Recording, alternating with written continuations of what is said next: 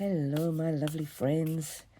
I am still getting over this viral pneumonia thing that I caught on the plane back from my trip, my business trip to China. I caught it on the way back home.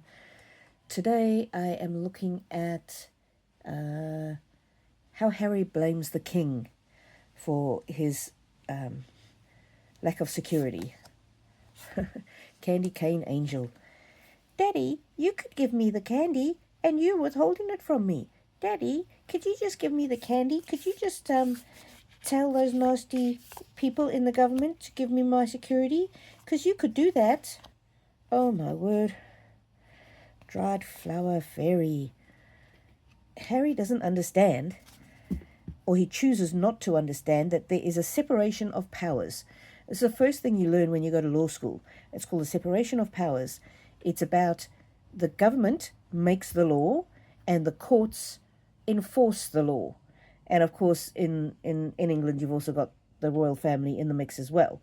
And they're more like a figurehead than anything else. They don't have any statutory powers, although the king can dissolve parliament. He does have that power, but I don't think they've ever done that. Remind me if I'm wrong. Someone tell me of time when a monarch dissolved the parliament. And so no, Harry, the king cannot and will not step in. That would be a gross abuse of power. But Harry is the kind of person who thinks that because he's the king's son, he should be able to get anything he wants and decree anything he wants and demand anything he wants. And now he's talking in that BBC interview about the Prime Minister should step in. Look at this. He's just stepping up his rage, his anger, his demands, his unreasonableness. The fact that the court disagrees with you does not mean that the court is corrupt. It means that your decision-making is faulty. Ghosts of the past. Yeah, Daddy, you didn't protect my mummy, so now you need to protect me. You need to protect me because, look, otherwise your grandchildren are going to stay on the other side of the ocean. They're going to stay on the other side of the ocean, and if something happens to the king's grandchildren, whose fault is it going to be? It's going to be the king's fault. Wow, what a crybaby. What a crybaby. He is the one who separated his family from the royal protection. He needs to grow up here, and take responsibility. So what does the king think about this? What does the king think about Harry's immaturity and Harry's literal threats to the royal family, saying, if something happens to my children, it's going to be the king's fault? Whose fault is it going to be if something happens to the king's grandchildren?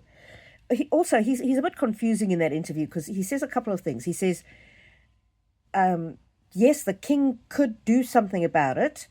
Then he also says, I actually don't mean literally he could change the decision. I mean, he just needs to step out of the way.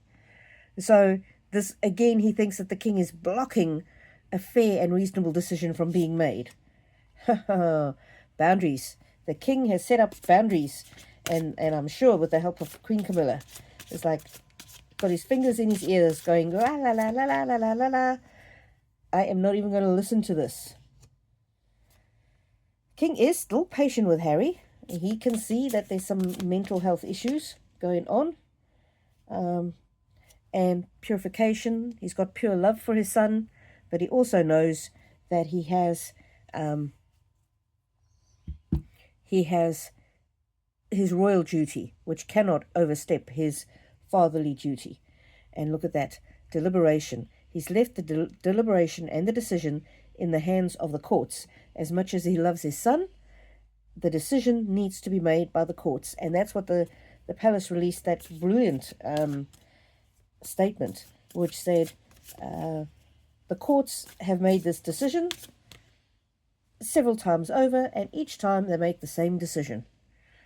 So they have thoroughly considered the matter, deliberation, and each time they've come to the same decision. So he's just staying out of it. Leave me out of it. Focus. What is he focusing on? The only thing he can do. He's focusing on his kingdom. He's focusing on the family that is around him, He's focusing on being a good king in the time that he has left, and he's not letting Harry distract him from his focus. He's also being happy. The king, he's spending time being happy. He's spending time enjoying his time as the monarch. This is what he's waited his whole life for. This is what he's planned his whole life for. He's a very spiritual man with higher consciousness. Some people say he's too in touch with other religions, but his conscience is clear, and he knows that all he can do is be a good king. And being a good king and a good father means that you can't step in and fix problems for your children. Put it in a different scenario. For example, if your child had stolen something from a store, and you knew that they'd stolen something from a store, and they were in trouble for stealing something from the store, yes, you would do what you could to help them, but you would also want them to face a consequence for that petty theft, because if they didn't face the consequence, then their behavior would deteriorate and deteriorate. So just like a normal parent wouldn't cover up, most normal parents wouldn't cover up for their kids, and they would make sure that there was a consequence. Obviously, you don't want your kid going to jail, but you do want there to be some kind of a consequence. You wouldn't step in and pervert the course of justice for your child. Most of us wouldn't. And just the same, the king can't step in and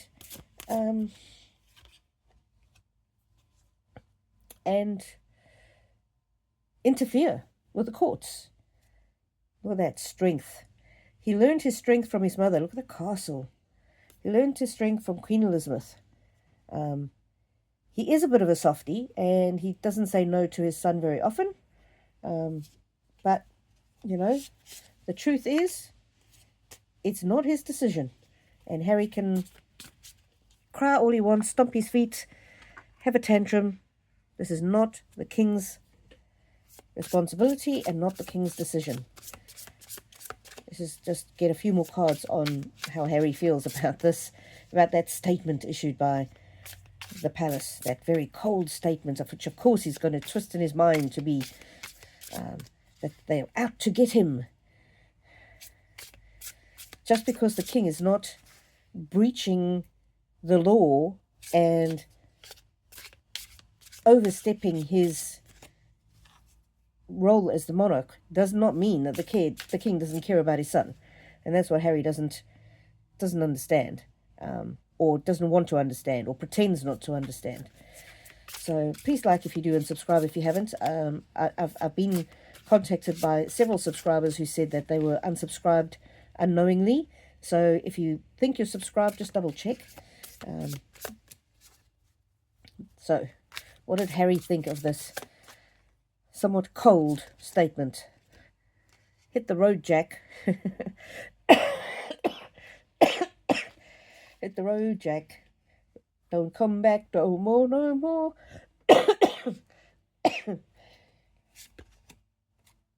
Money. He thinks it's all about money. Or maybe it is about money from his side. He doesn't want to see why he should pay for the... It's not his fault he was born a prince. Boo-hoo. With all the opportunities and all the wealth and all the privilege. It's not his fault. Boo-hoo. He's the only prince that I can ever imagine who can think that it's an insult to be a prince. Well, if you don't want to be a prince, retire those royal titles, put them all in abeyance, and yeah. Anyway, he's in a bit of a dark place, but this is of his own making. And where did it start? It started with that wedding. It started with that bad decision that he made. He cannot accept, he cannot take responsibility for all the bad decisions that he has made. And what did he do? He ran away from the royal family. He ran away from his duties. He ran away from his responsibility. Supposedly to make his family happy, his little nuclear family, but he turned his back on his family. Wow, these cards are so clever. Accomplice, partner in crime. Yeah, that was Meghan. Meghan was the one who pushed him to it. I don't think he ever in a million of years would have done behaved so badly as he has had he been married to anybody else. But, you know, that was his choice. That was his choice. And now she's having it up, playing up that car accident, making him afraid to let the family travel. Yeah, it's just crazy. It's just crazy. So what does he think of that statement? That statement. So he thinks that statement is an indictment on his wife, on his family, on his poor mother. I can't help being so famous, and they watch me wherever I go. And there's the devil. There's the devil.